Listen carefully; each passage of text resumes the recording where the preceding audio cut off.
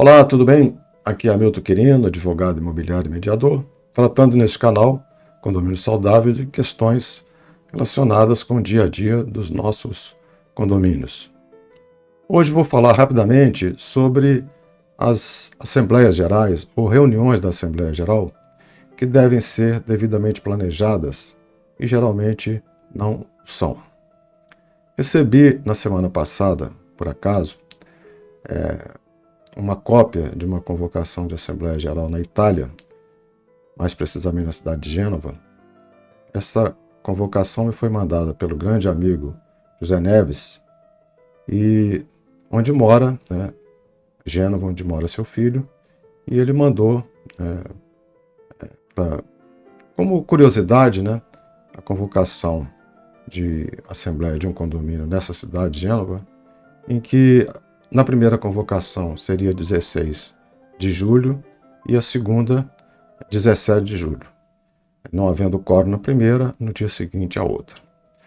A nossa legislação é bastante baseada na legislação europeia, e isso eu tive a oportunidade de estudar mais a fundo, na edição do Condomínio Edilício, que está na 5ª edição, onde eu fiz um estudo comparado com vários países da Europa. Nessa questão de convocar a primeira para um dia e a segunda para o dia seguinte, aqui no Brasil não funcionaria, porque todo mundo provavelmente só viria na segunda, porque sabendo que dificilmente tem o quórum exigido para a primeira. Aqui nós temos o espaço de 1 hora, meia hora, 15 minutos, e mesmo assim a gente sabe que todo mundo, a maioria, já chega, às vezes, no começo já da reunião, mas sempre no horário da segunda convocação. Poucos chegam na primeira, que é a maneira, a prática. Mas muito bem, sobre a questão da Assembleia em si, eu tenho visto, eu participo quase toda semana de uma Assembleia Geral, e tenho visto uma falta total de planejamento. Em uma delas, por exemplo, o próprio síndico começou a falar, aqui está, a leitura da convocação é essa, e vamos tratar do assunto tal, assim, assim, e eu parei e perguntei, vem cá, eu estava representando uma condômina com procuração, aqui você não indica um presidente, um secretário, para ter, enfim, uma organização? Eu falei, sim, eu mesmo estou presidindo, não tem problema nenhum, e eu vou, quem quer ser secretário aí? Você pode ser? Aí ele continua, depois ele faz a ata, pede a pessoa para assinar, quer dizer, uma coisa totalmente sem uma organização. E vi também que as pessoas iam falando, 2, 3 falando ao mesmo tempo, aí um outro grupo falando, sem uma organização, sem um presidente que desse uma certa ordem. Então as decisões são tomadas, a gente não sabe nem exatamente qual foi a decisão, dado o tumulto. Então o que eu quero sugerir aqui é que haja um planejamento prévio de qualquer assembleia. As assembleias ordinárias, como é o caso dessa lá de Gênova que eu mencionei, era ordinária, e lá é igual, é prestação de contas, orçamento, eleição de um novo síndico, de um novo conselho, é a mesma coisa daqui, nesse ponto não há diferença. E as extraordinárias, quando há algum assunto que exija, não se deve fazer assembleia a cada situação, porque engessa muito a administração, a gestão, mas eventuais assuntos devem ser aprovados na assembleia extraordinária.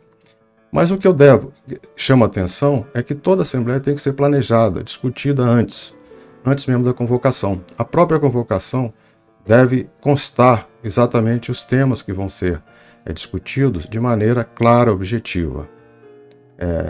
Inclusive, alguma simulação de como deve ser a Assembleia é necessária, deve ser feita, deve-se fazer realmente um planejamento, inclusive com simulação. Quem vai ser o presidente? Quem vai ser o secretário? Quem vai falar determinado assunto? Isso é importante para dar objetividade e também entrar numa Assembleia para ganhar as decisões, para que as decisões sejam aprovadas, se elas forem justas, se forem necessárias, logicamente. Mas não se deve entrar na Assembleia para tudo ser não aprovado. tudo ser rejeitado, né? Deve-se fazer uma assembleia para que haja realmente um sentido de organização. Porque não é fácil administrar um condomínio, principalmente um condomínio grande.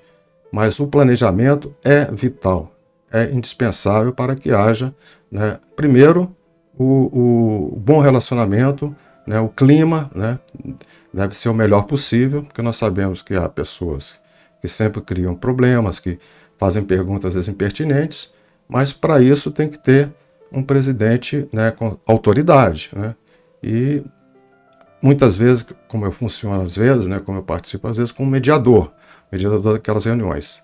E alguns poucos condomínios, né, o que eu recomendo, tem um regulamento de assembleia, regulamento de como deve ser.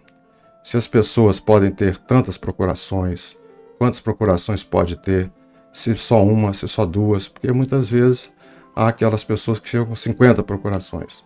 Então o regulamento ele pode disciplinar quem vai ser presidente, quem vai ser secretário, horário de início, horário do fim, porque muitas vezes as assembleias passam pela madrugada, o que não é nada proveitoso, porque as pessoas começam a sair. Tudo isso, a meu ver, deve ser planejado. Muito obrigado pela atenção e quem não se inscreveu, eu peço mais uma vez, se inscreva neste canal. Muito obrigado pela atenção. Um abraço a todos.